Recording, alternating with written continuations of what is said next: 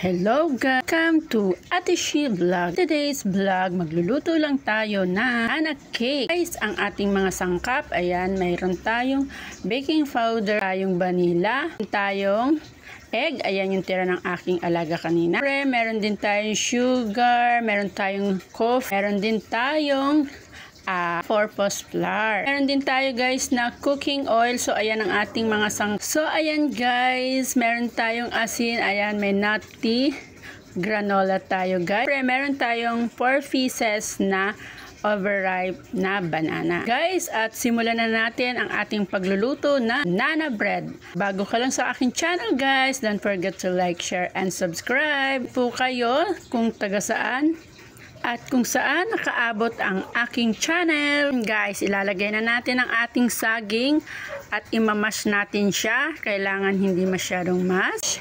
So ayan guys, easy lang gawin ang ating banana bread. Ayan, nilagay natin ang egg yolk na 4 pieces ng aking alaga kasi yung white lang yung aking pinirito kanina. At sasamahan lang din natin siya ng isang itlog. Ayan guys. Imimix lang natin yan.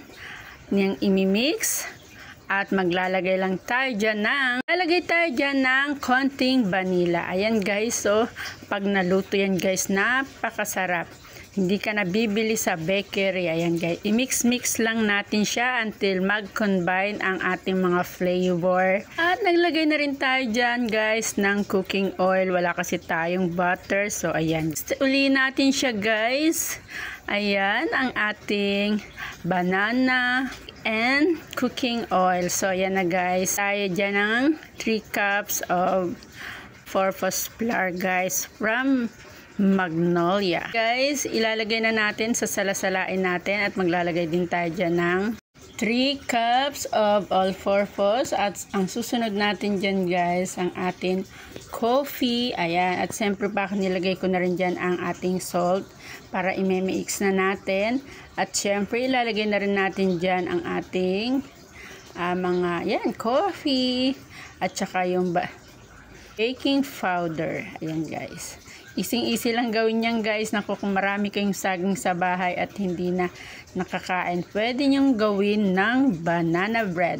At nilagay ko na para mag-combine yung flavor, para mag-mix na siya pag nilagay natin sa ating liquid na sangkap. Ayan guys, at nailagay na nga natin ang ating mga sangkap. Imimix na rin natin yan. At maya-mayang kaunti at iluluto na natin. Ayan guys, bago ka lang sa aking channel guys, don't forget to like, share, and subscribe. Ilagay natin guys, ayan, at sugar, brown sugar guys ang ating nilagay. At mamaya lalagyan natin siya ng nutty granola para mas healthy ang ating banana bread. So yan guys, sasalasalain muna natin siya.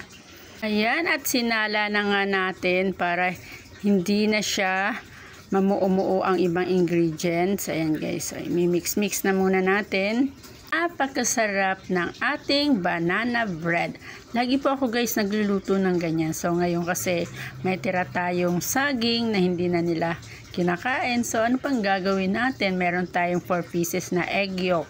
Hindi na rin nila kinain kasi yung white lang po yung kinain ng aking alaga. So syempre naisipan kong gumawa ng banana bread para hindi sayang. So ayan guys, minimix ko muna kasi nailagay ko yung sugar eh. So ayan, medyo ayaw niyan lumabas kaya dinahandahan ko. Ayan, at natapos na.